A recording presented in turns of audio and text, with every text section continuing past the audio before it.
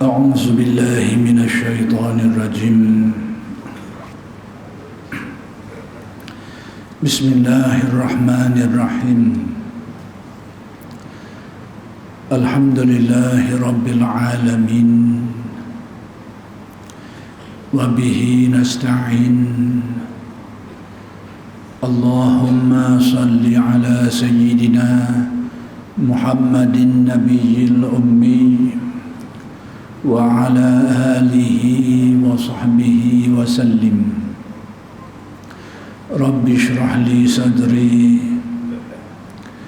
ويسر لي أمري واحلل عقدة من لساني يفقه قولي ولا حول ولا قوة إلا بالله العلي العظيم إلهي أنت مقصودي ورضاك مطلوبي أعطني محبتك ومعرفتك السلام عليكم ورحمة الله وبركاته الحمد لله والشكر لله والصلاة والسلام على رسول الله أما بعد. Jadi pertama sekali kita bersyukur kehadrat Allah Subhanahu wa taala yang telah mengurniakan kepada kita nikmat-nikmatnya yang sangat banyak, sama ada nikmat yang zahir maupun nikmat yang batin. Mudah-mudahan segala nikmat-nikmat itu sentiasa dikurniakan kepada kita dan dijadikan kita orang-orang yang mensyukuri nikmat. Mudah-mudahan dengan berkat syukur Allah Subhanahu wa taala bukan saja mengekalkan nikmat yang sedia ada ini, malah ditambah lagi dan digandakan lagi dengan nikmat-nikmat yang lain.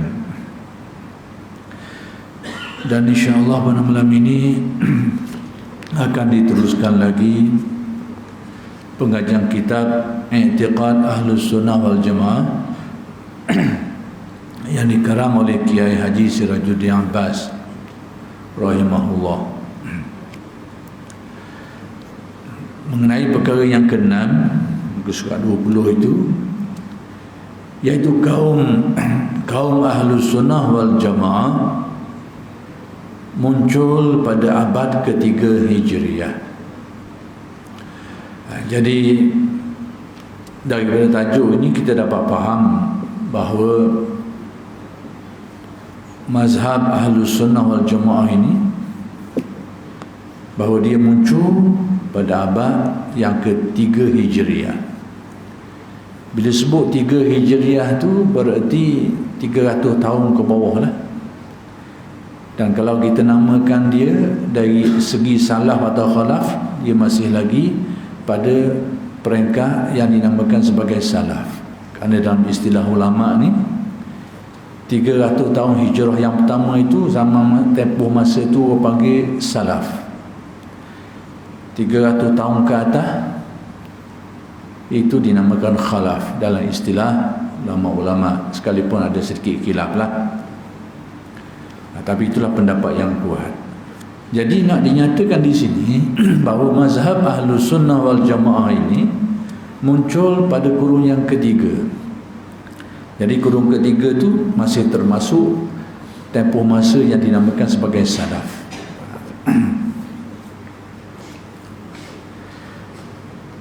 Sebagai reaksi dari firqah-firqah yang sesat tadi, yakni sebelum ini telah dinyatakan tentang kemunculan mazhab-mazhab yang menyimpang daripada arus perdana. Arus perdana ni maksudnya majoriti yang dipegang oleh umat Islam pada setiap zaman. Zaman sahabat, zaman tabi'in.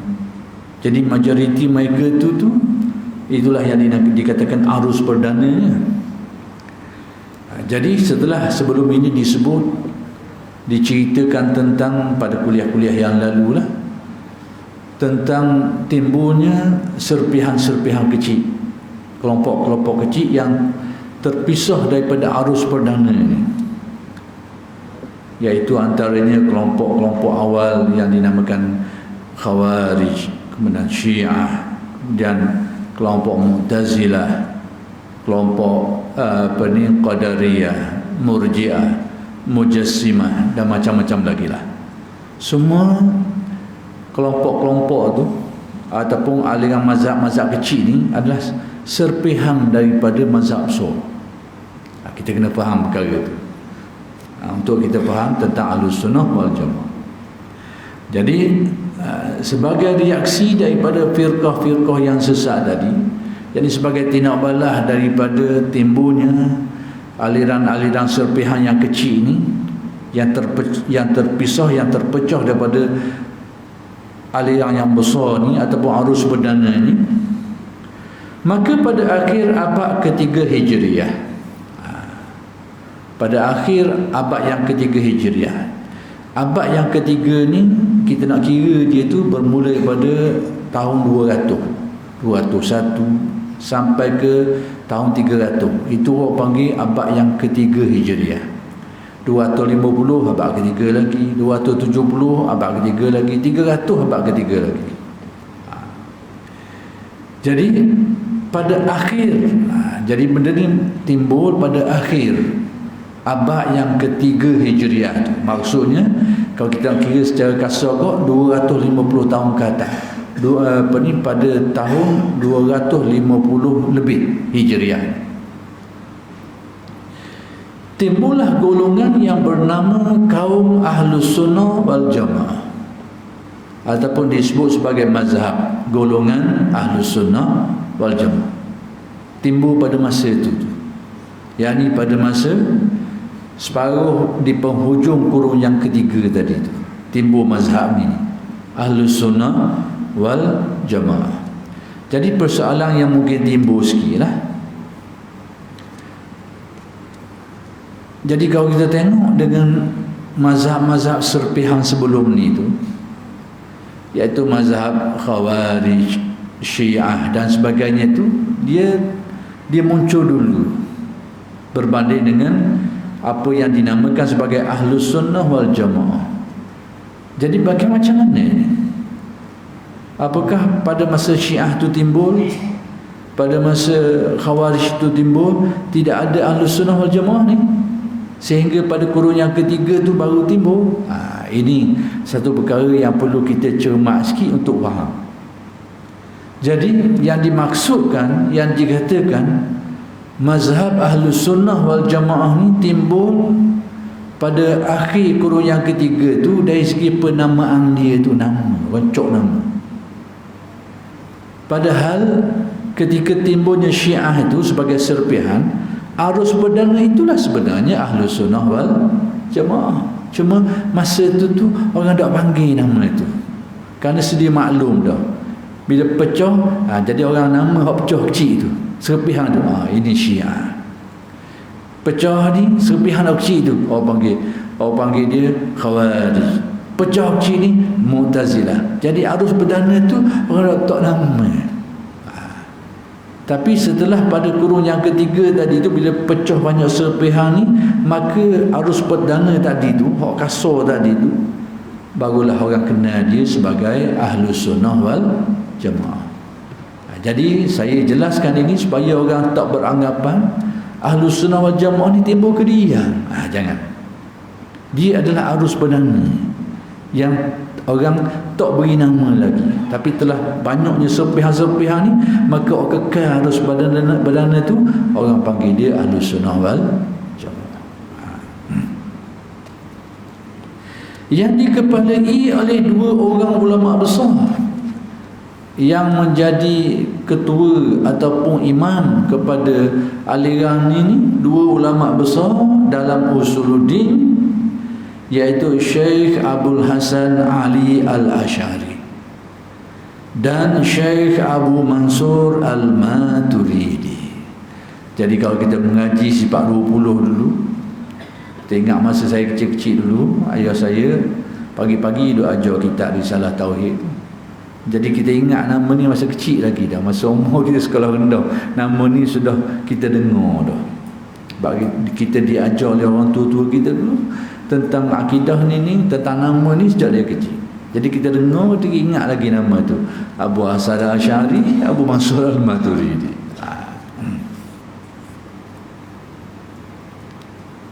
Baik, perkataan Ahlus Sunnah wal Jamaah ini dari segi perkataan, pergunaan perkataan tu, Ahlus Sunnah wal Jamaah.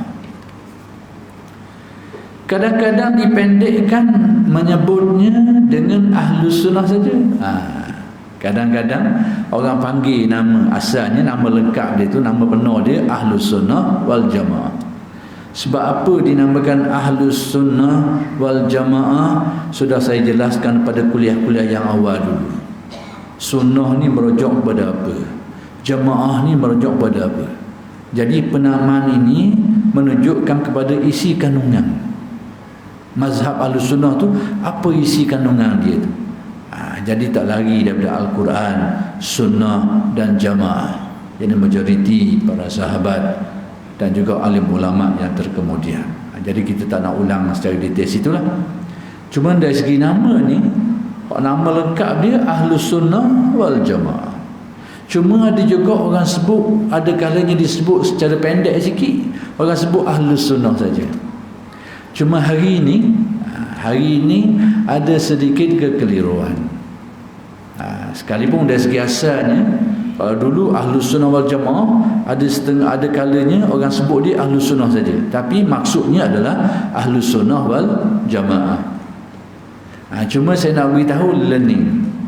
Timbul zaman kita learning ni, perkataan Ahlus Sunnah saja tanpa Jamaah tu dia ada maksud lain sikit. Hari inilah dari segi penggunaan kebiasaan orang kita, iaitu bila sebut Ahlus Sunnah tanpa Jamaah. Kalau sebut Ahlus Sunnah wal Jamaah, ringkasan dia Ahlus Sunnah itu benda yang sama. Sekarang Ahlus Sunnah tanpa Jamaah tu, yang itu sekarang ghalibnya digunakan kepada aliran yang kita kenal hari ini sebagai aliran Salafi Wahabi. Ahlus Sunnah saja, tak ada Jamaah. Hari ini penggunaan tu. Jadi bila sebut Ahlus Sunnah saja, dia tak ada wal Jamaah tadi tu, ghalibnya orang guna hari ini merujuk kepada satu aliran yang sedang berkembang dan telah berkembang dalam dunia Islam, namanya Salafi Wahabi. Dalam ni nanti bila sampai tempatnya akan dihuraikan detail tentang ajaran itu, pendapat dia, pemikiran dia, asas dia berfikir dan sebagainya, dan kita akan beri nilaian macam mana, boleh kita pakai ke, tak boleh ke, ataupun muafakat dengan Ahlus Sunnah ke atau tidak, nanti kita tengok bila sampai bab dia lah, akan didetailkan sini. Lambat sikit tu, jauh sikit. Jadi saya nak sebut tadi tu mazhab Ahlus Sunnah wal Jamaah.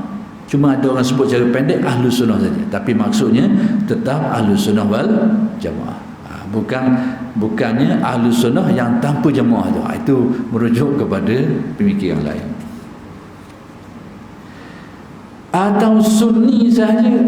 Kadang-kadang perkataan lain yang digunakan pakai untuk menyebut tentang aliran Ahlus Sunnah wal Jamaah ni, iaitu disebut perkataan Sunni. Jadi bila disebut Sunni, ghalibnya orang akan tahu itu merujuk kepada pendukung-pendukung atau pengikut atau golongan-golongan yang mengikuti mazhab Ahlus Sunnah wal Jamaah. Itu antara nama-nama yang biasa digunakan. Baik. Dan kadang-kadang disebut Asy'ari. Ada juga orang sebut tu kepada nama imam yang mengepalai aliran tu, iaitu Asy'ari, mazhab Asy'ari. Jadi bila disebut mazhab Asy'ari ni, kita fahamlah itu adalah mazhab Ahlus Sunnah wal Jamaah. Yang ini dikaitkan kepada guru besarnya. Yang ini bila ada orang sebut mazhab Asy'ari ni, maksud dia adalah Ahlus Sunnah wal Jamaah. Jadi kenapa orang pakai Asy'ari ni? Kerana tadi mengaitkannya kepada guru besarnya, yakni imam besarnya tu, yang pertama iaitu Abu Hasan Ali al-Asy'ari. Itu tokoh dia. Baik. Siapa dia? Imam Abu Hasan Ali Asy'ari ni, kita tengok sikit. Sejarah ringkas guru besar ini secara ringkas adalah, baik, nama lengkap beliau adalah Abu Hasan, Ini apa yang gelarang, bukan nama lagi ni, Abu Hasan. Tapi bahasa kita nama lah. Arab begini gelarang, kunyah. Abu Hasan Ali bin Ismail bin Abi Bashar Ishaq bin Salim bin Ismail bin Abdullah bin Musa bin Bilal bin Abi Burdah bin Abi Musa al-Ash'ari. Jadi kalau titisan keturunan dia itu, dia akan pergi kepada Abu Musa al-Ash'ari. Abu Musa al-Ash'ari ini kita tahulah sahabat besar Nabi. Sahabat besar Nabi Muhammad sallallahu alaihi wasallam, antara orang yang pernah dihantar ke Yaman untuk mengajarkan agama. Kita tahu orang-orang yang dihantar oleh Nabi ke Yaman ni antaranya Muaz bin Jabal. Tapi antara juga adalah seperti yang tercatat dalam laporan Abu Musa al-Ash'ari ni. Masa saya pergi ziarah Yaman dulu, saya pergi ke satu bandar namanya Zabid. Bandar ni bandar tua. Bandar tua dan panah sikit lah, panah, hawa dia panah. Dan di situ telah ada perkuburan alim ulama yang besar-besar.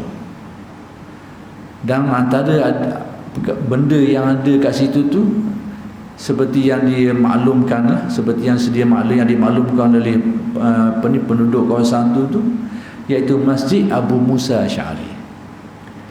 Jadi yang saya nampak kat utara sana, dia ada satu mimbar kayu. Mimbar kayu lah. Kayu tempat duduk. Tempat duduk mungkin tempat mengajar ke, tempat khutbah ke, dia ada mimbar kayu tu. Kayu dia tebal dan kayu keras. Tapi kita tengok kayu tu macam orang kikih tu. Nak kabur mungkin kerana terlalu lama diguna pakai. Kayu setebal tu, sekeras tu jadi lekuk tu. Jadi apa yang dimaklumkan kepada kita itu asal dia Masjid Abu Hasan Abu Musa Ash'ari, bukan Abu Musa ni, keturunan sahabat Nabi ni. Kita tengoklah sakit baki tu yang telah dibuat sedikit perbaikian lah, tapi kesan-kesan lama, asal batu-batu lama tu masih ada lagi.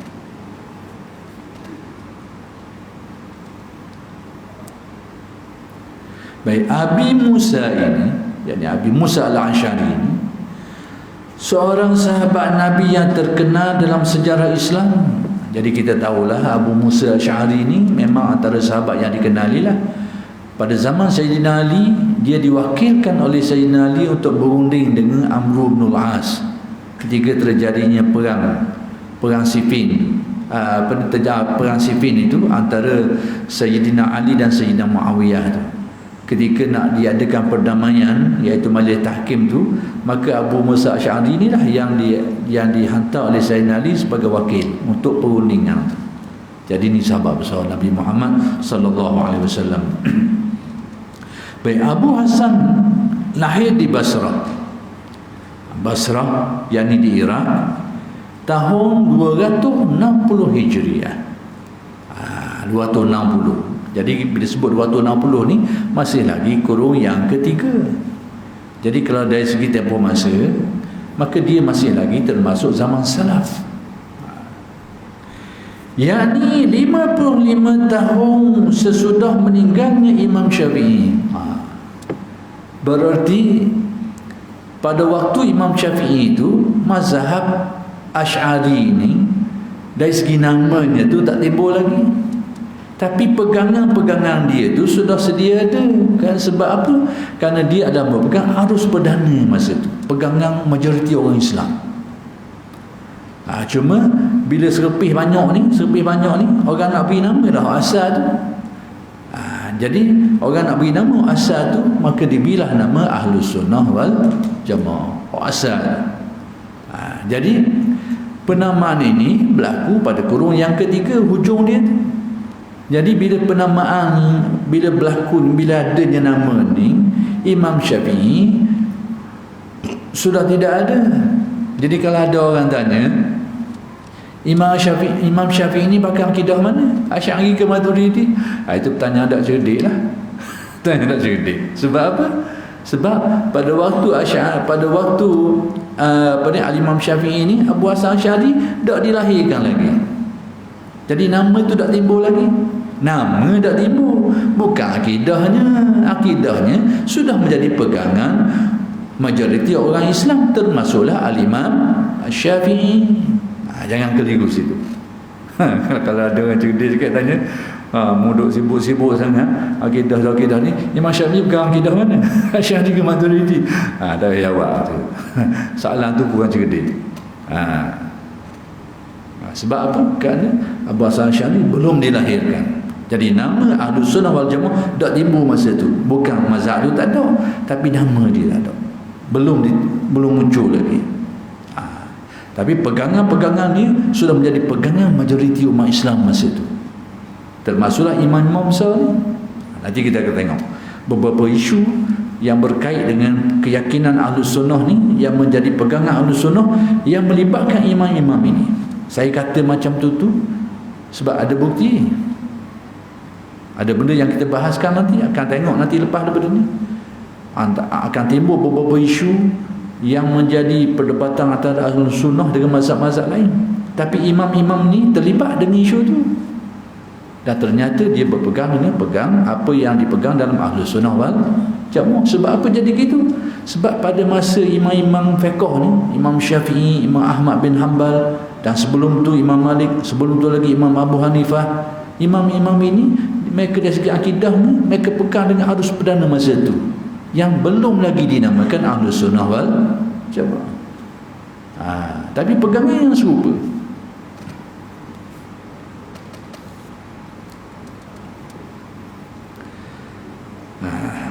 Jadi 55 tahun sesudah meninggalnya Imam Syafi'i, lepas 55 tahun baru timbul Abu Hasan Asy'ari.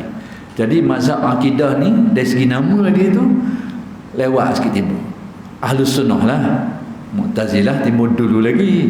Mu'tazilah, Khawarij. Kalau kita tengok dari segi aspek akidahnya, dia timbul awal lagi. Tapi nama Ahlus Sunnah timbul kediang sikit. Nama dia.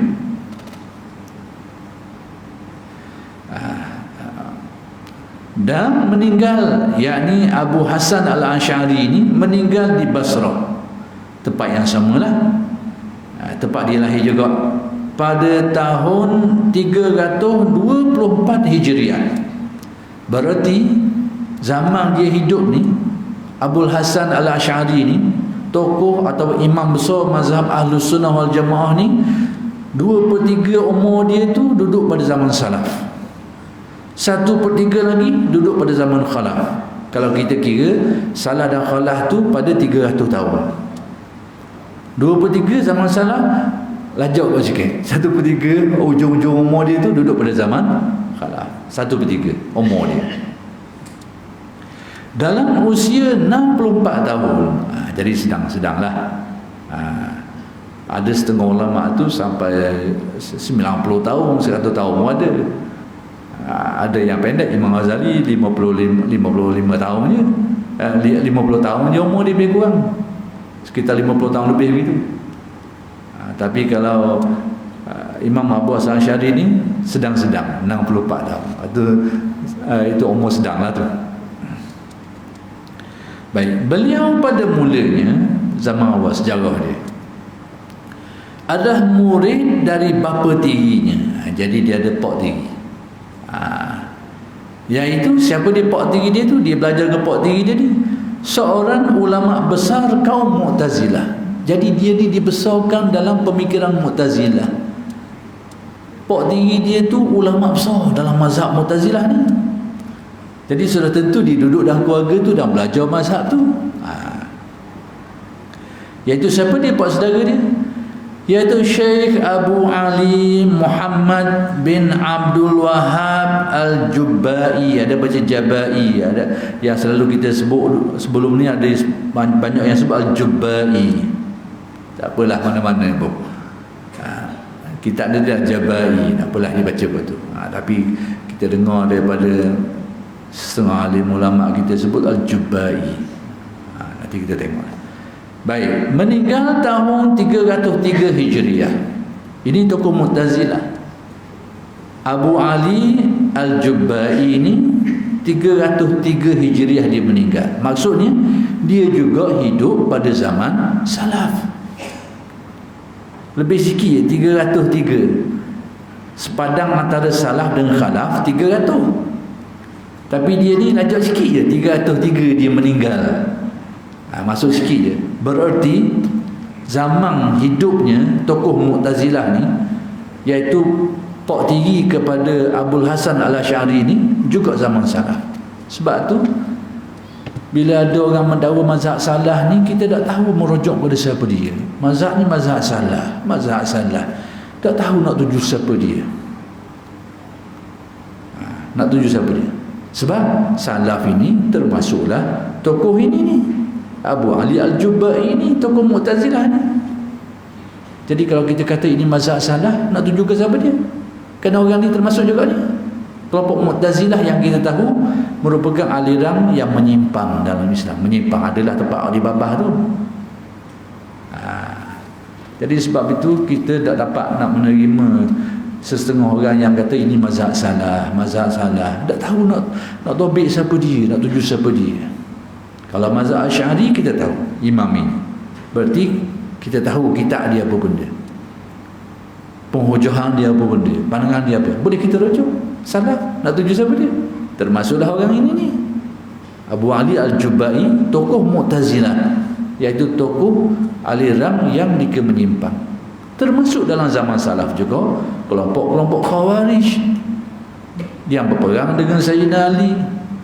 Mereka juga dalam zaman salaf.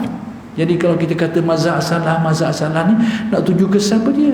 Khawarij, Mu'tazilah.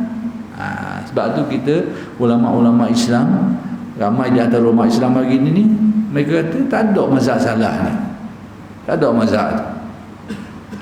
Tak nak tuju ke siapa dia, nak cekor siapa dia. Kata orang nak unggal ke siapa dia, nak bukan, nak rujuk ke siapa dia, tak dapat dia rujuk. Yang banyak menggunakan perkataan ini pendapat salah itu biasanya iaitu Syekh Ibn Taymiyah, banyak guna perkataan tu. Tapi antaranya lah, cuma ulama-ulama tak dapat nak terima perkataan mazhab salah tu, kerana tak tahu nak rujuk kepada siapa dia. Jadi nama dia ni Abu Ali Muhammad bin Abdul Wahab. Jangan keliru dengan nama Syekh Muhammad bin Abdul Wahab. Tokoh yang kepada beliau inilah dinisbahkan aliran Wahabi. Itu lain. Nama dia ni sekali nama serupa. Muhammad bin Abdul Wahab juga. Abu Ali itu kunyah dia, bukan nama dia. Nama sebenar dia Muhammad bin Abdul Wahab.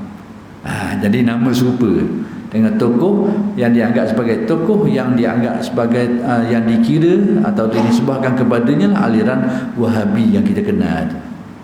Jadi itu zaman yang berbeza. Ini zaman awal kurun ketiga Hijriah.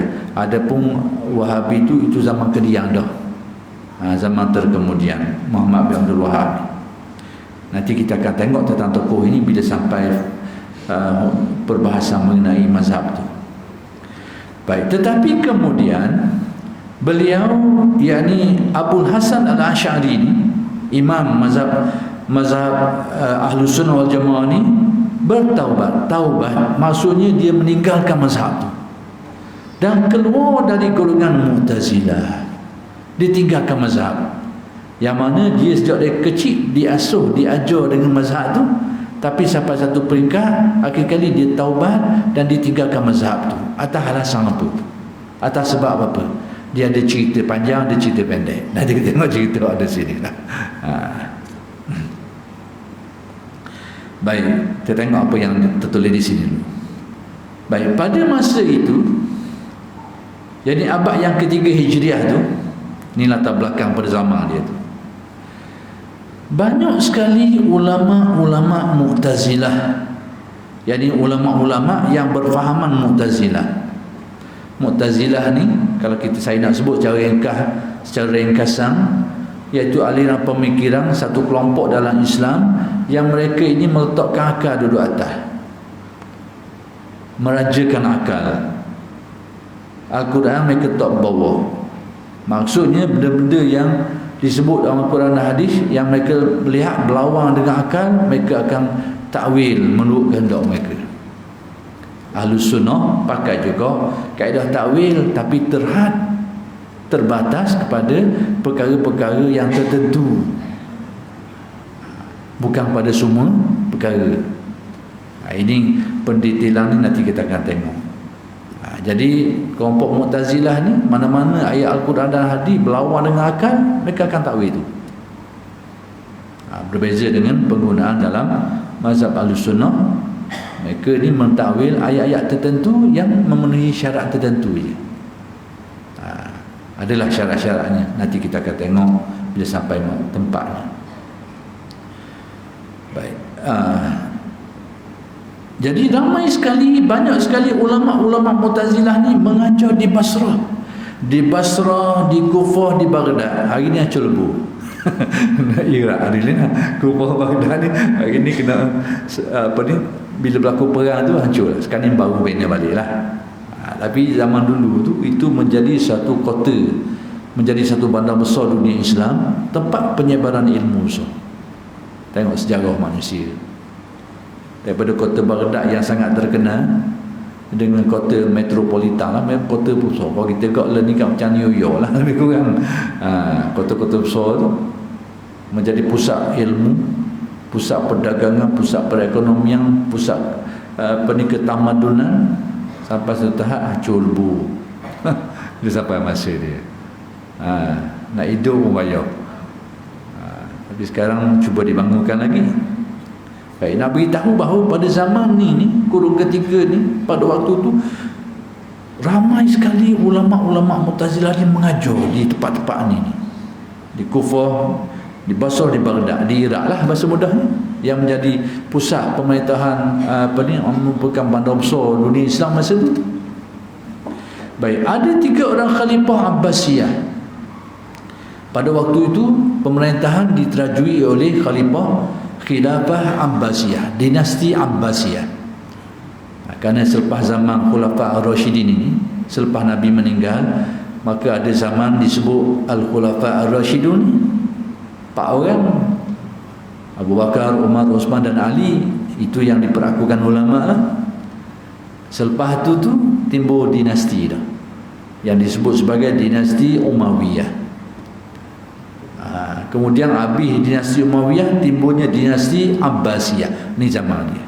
Jadi pada kurun yang ketiga Hijriah ni, kerajaan yang menguasai negara Islam pada waktu itu adalah iaitu dinasti Abbasiyah.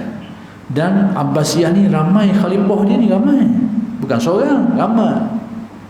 Tapi antara sekian ramai, sekian jumlah khalifah-khalifah Abbasiyah ni, ada 3 orang yang terpengaruh dengan faham Mu'tazilah ni. Termakan dengan faham Mu'tazilah. Siapa dia? Iaitu pertama sekali, iaitu Ma'mun bin Harun Ar-Rashid. Harun Ar-Rashid dah, ni anak dia. Iaitu yang memerintah tahun 198 sehingga 218 Hijriah. Banyak, kat 20 tahun. Amun. Jadi dalam tempoh tu. Baik, kemudian Al-Mu'tasim. Jadi Mu'tasim ni dia menjadi khalifah tahun 218 sampai 227. Lama juga ni Hijriah. Dan lepas tu Al-Wasik, iaitu pada tahun 227 sampai 232 Hijriah. 3 khalifah Abbasiyah ni terpengaruh dengan faham Mu'tazilah. Berarti aliran Mu'tazilah pada waktu tu menjadi aliran negara. Maksudnya kerajaan Islam pada waktu itu yang diperintah oleh Abbasiyah menjadikan Mu'tazilah ni sebagai pedomang lah. Baik, adalah khalifah-khalifah penganut faham Mu'tazilah.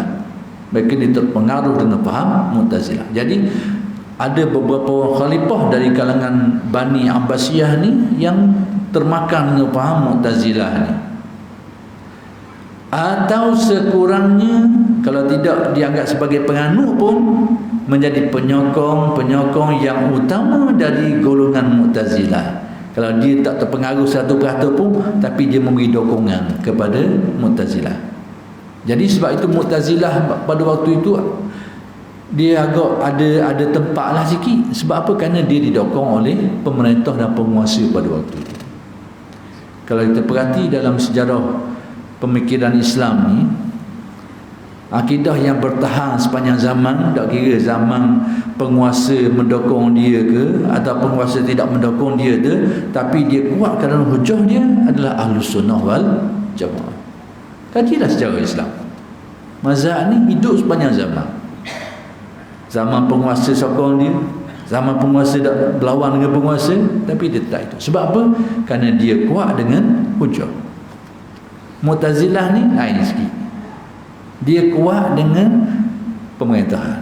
Jadi bila penguasa terpengaruh, dia paksa orang terima pendapat. Orang pakai pendapat dia tu. Jadi dia berkembang kerana kekuasaan. Sama juga dengan pemikiran Wahabi. Dia kerana pengaruh-pengaruh kuasa dan kebendaan, dia agak berkembang. Tapi dari segi hujah, bila bertemu di isu dan sebagainya, ternyata setakat ni lah tak boleh nak pergi jauh. Tak boleh nak pergi jauh.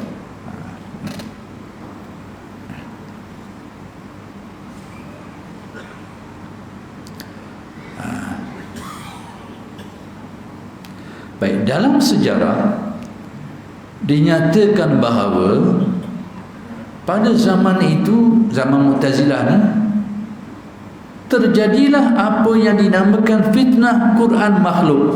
Ni antara contoh. Antara isu yang timbul pada zaman dia ni, zaman Mu'tazilah menjadi penguasa ni, kerana khalifah terpengaruh dengan faham dia atau setidak-tidaknya menjadi pendukung pada faham dia ni, timbulnya fitnah Quran tu makhluk. Dan dipaksa orang supaya terima pegangan, supaya berkeyakinan Al-Quran ni makhluk. Dan pegangan tu ternyata berlawan dengan pegangan Ahlus Sunnah wal Jamaah. Tapi nama Ahlus Sunnah wal Jamaah tak timbul lagi masa tu. Tak timbul lagi. Baik, siapa yang mempertahankan? Al-Imam Asy-Syafi'i mempertahankan bahawa Al-Quran ni bukan makhluk. Al-Imam Ahmad bin Hanbal mempertahankan. Artinya dalam perkara ni, sebagai contoh, Imam Syafi'i, Imam Ahmad bin Hanbal sejalan dengan Ahlus Sunnah wal Jamaah. Kalau kita ambil contoh kecil ni lah, sejalan. Cuma tinggal lagi tak timbul nama masa tu. Pada zaman Imam Syafi'i, Imam Ahmad diselisih. Imam Syafi'i dah. Zaman Imam Syafi'i tak timbul lagi nama Ahlus Sunnah wal Jamaah. Tapi pemikiran dia dalam perkara ni sama dengan apa yang menjadi pegangan dalam Ahlus Sunnah wal Jamaah. Dalam bab ni, kenapa saya mengulah dulu sikit, saya takut orang keliru. Itu ulah sikit dulu. Kenapa Mu'tazilah dipegang bahawa Al-Quran tu makhluk dan dia paksa orang supaya terima? Sebenarnya kita pun faham kenapa dia buat macam tu. Tapi pegangan dia tu boleh bawa bahaya lain. Bila mereka kata Al-Quran tu makhluk, sebenarnya mereka merujuk kepada kitab Al-Quran. Kitab mushaf tu. Maksudnya kalau zaman awal Islam dulu tu, orang tulis pada pelepah-pelepah tamar, tulis pada kulit-kulit dan sebagainya. Zaman Sayyidina Uthman dibuat mushaf, disusun, diatur, dikumpul molek, dibuat satu mushaf. Kemudian sampai zaman kita hari ni dimodify sikit dari segi bila zaman penggunaan kertas, guna tu kau molek. Tapi yang mengumpulkan ayat Al-Quran tu adalah Sayyidina Uthman, sehingga orang panggil mushaf Uthmani, mengumpul dan menulis secara tersusun tu. Jadi bila Mu'tazilah kata Al-Quran tu baru, merujuk pada kertas tulisan tulisan dia, bacaan suara tu. Sebab tu mereka kata Quran tu baru. Jadi baharunya Quran tu merujuk pada kitab tu. Dan dari segi tu tak salah. Tapi kata-kata tu bahaya. Bahaya ke mana? Bahaya kata-kata tu. Sehingga Al-Imam Syafi'i tak terima kenyataan tu. Al-Imam Ahmad pun tak terima. Imam Ahmad telah diseksa kerana sebab tak mau terima kenyataan tu. Imam Syafi'i dipenjara kerana tak mau terima pegangan tu. Kat mana bahaya dia tu? bila kita kata Al-Quran tu baharu, Al-Quran itu adalah kalam Allah. Kalam Allah itu sifat Allah. Jadi kalau kita kata dia baharu, berarti Tuhan tu bersifat dengan sifat baharu. Rosak akidah kita. Itu tujuan. Jadi kenyataan tu bahaya. Tapi kelompok Mu'tazilah ni tak tengok dari segi tu. Dia tengok dari segi kita ni. Kita memang kertas, tulisan, bacaan, suara tu baharulah, tak nafilah. Tapi bila kata Quran tu baharu, ia jakit kita situ tu.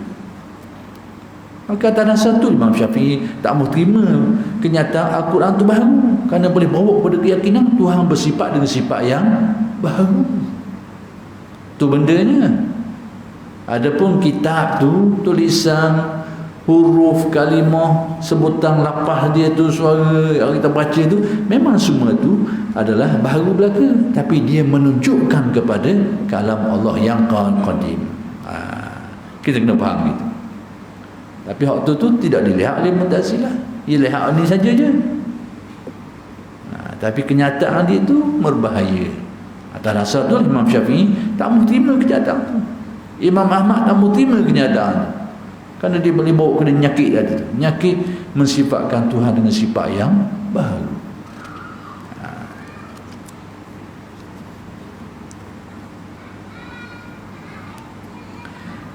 Jadi kita tengok.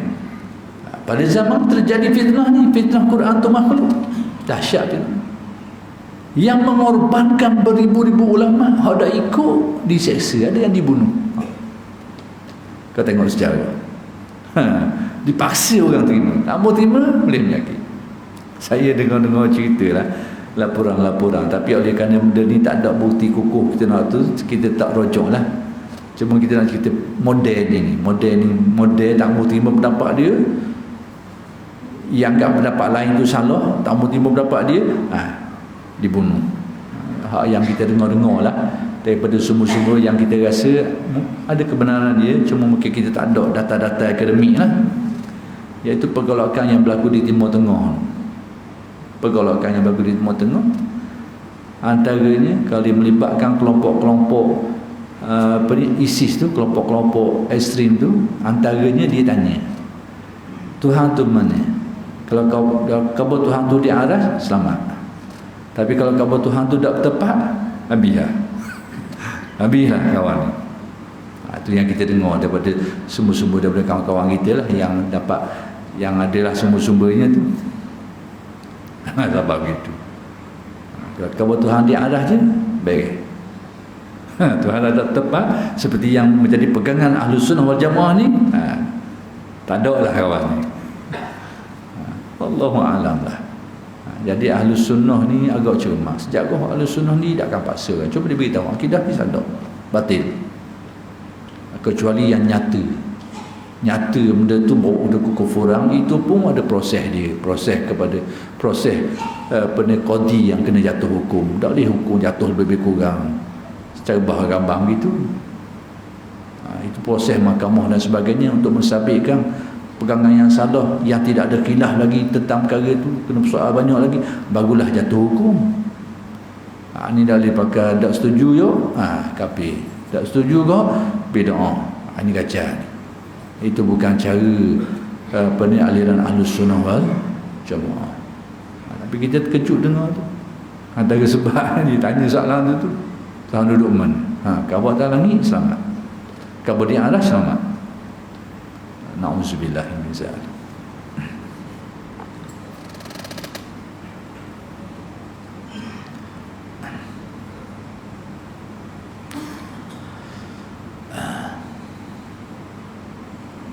Baik. Yang mengorbankan beribu-ribu ulama. Insya-Allah.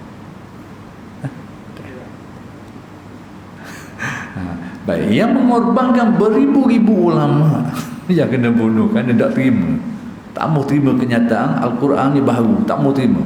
Ada yang diseksa, ada yang dipenjara, ada yang terbunuh kerana yang tidak sepaham dengan kaum Mu'tazilah. Jadi mereka betul-betul guna kekuasaan untuk memaksa orang terima pandangan.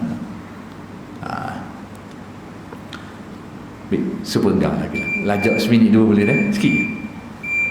Baik, pada masa Abul Hasan Al-Asy'ari, pada masa beliau ni, Abu Hasan Al-Asy'ari ni masih muda lagi, muda remaja, ulama-ulama Mu'tazilah sangat banyak di Basrah, ramai di Basrah. Sebab apa? Kerana pemerintah masa tu cenderung pada faham Mu'tazilah. Jadi ramailah mengajar pattern model tu di Basrah, di Kufah dan Baghdad. Ini negara Iraq masa tu. Baik, masa itu masa gilang gemilang bagi mereka. Bagi siapa? Bagi aliran pengikut golongan yang mengikuti faham Mu'tazilah. Itu zaman kegemilangan lah.